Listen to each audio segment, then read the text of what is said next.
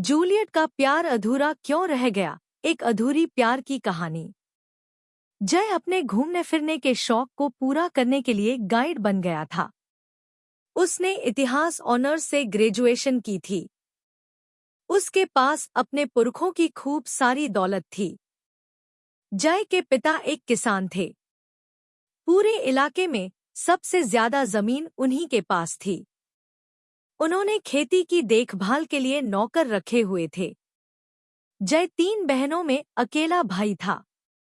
तीनों बहनों की नामी खानदान में शादी हुई थी। जय की मां एक घरेलू औरत थी। भारत के बहुत से ऐतिहासिक पर्यटक स्थलों के मुलाजिम, वहां के दुकानदार और तमाम लोग जय को पहचानते थे। इस बार जय गाइड के रूप में बोधगया गया हुआ था। विदेशी पर्यटकों में उसकी मुलाकात जूलियट और उसकी मां से हुई। जूलियट की उम्र 19 साल थी।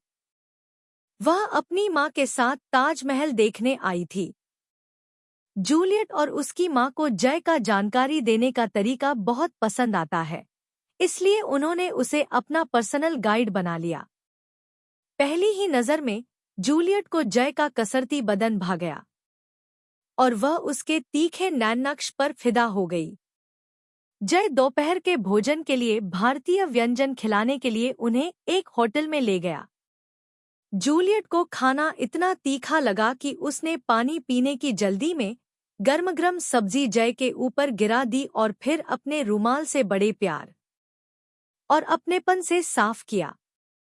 अब जय भी जूलियट की तरफ खिंचने लगा।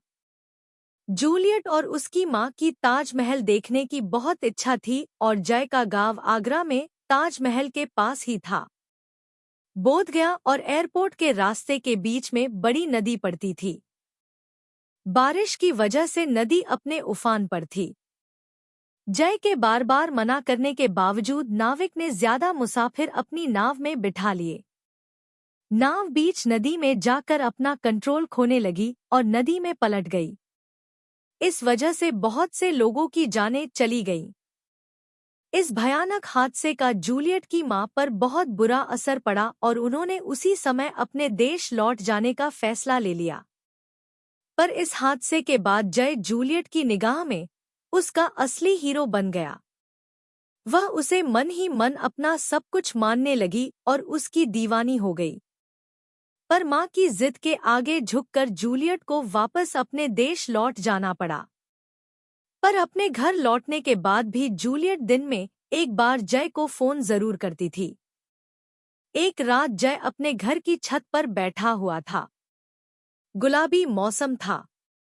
जय की छत पर गमलों में फूलों के पौधे लगे हुए थे। उन फूलों की खुशबू चारों तरफ फैल रही थी।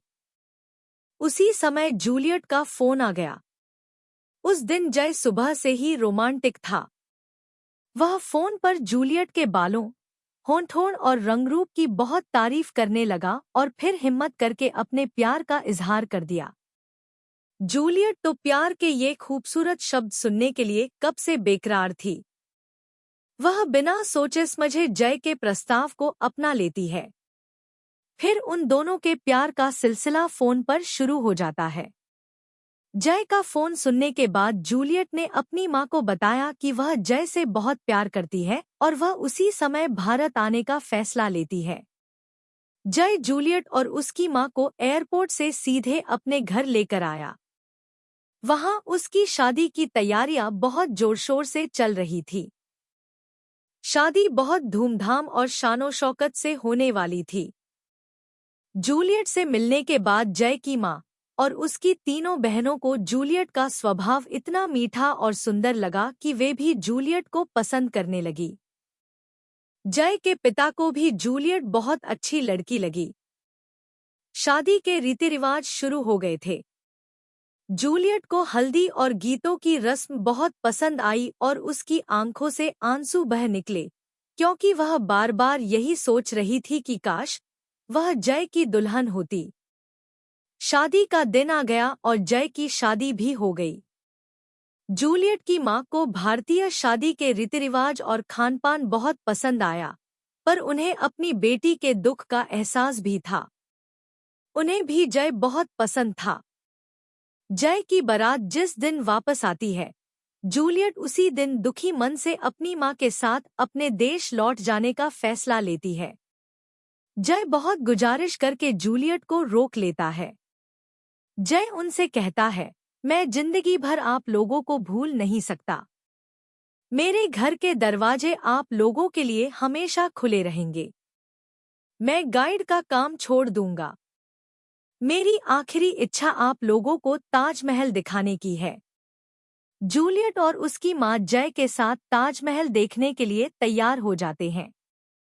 आज ही के दिन जय की सुहागरात थी, पर जय जूलियट और उसकी माँ को ताजमहल दिखाने के लिए घर से निकल जाता है।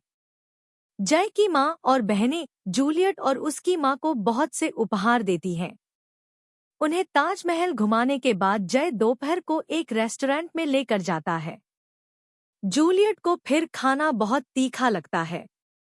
वह हड़बड़ाहट में फिर उसी तरह गरम सब्जी जय पर गिरा देती है। दोबारा वही घटना होने पर वे दोनों हंसने लगते हैं। फिर उनकी आंखों में आंसू आ जाते हैं। जय जूलियट को छोटा सा खूबसूरत ताजमहल उपहार में देता है। जूलियट की माँ को वह भारत की ऐतिहासिक चीजें उपहार में देता है। जूलियट एयरपोर्ट पर बार बार पीछे मुड़ कर जय को देखती है, फिर बाय बाय करके अपनी माँ के साथ अपने देश चली जाती है। इस तरह जूलियट का प्यार अधूरा रह जाता है।